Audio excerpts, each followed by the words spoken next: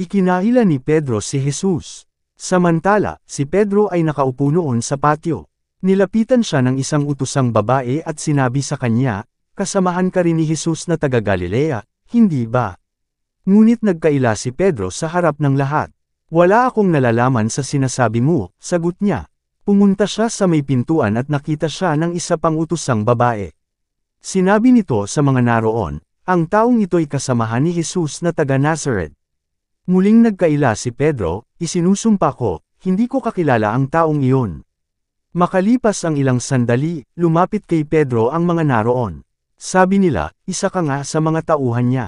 Nahahalata ka sa punto ng iyong pagsasalita." Sumagot si Pedro, "Parusahan nawa ako ng Diyos kung nagsisinungaling ako. Hindi ko kilala ang taong iyan." Pagkasabi nito, tumilaok ang manok. Naalala ni Pedro ang sinabi ni Jesus, "Bago tumilaok ang manok, 3 beses mo akong ikakaila." Lumabas siya at tumangis ng buong kapaitan.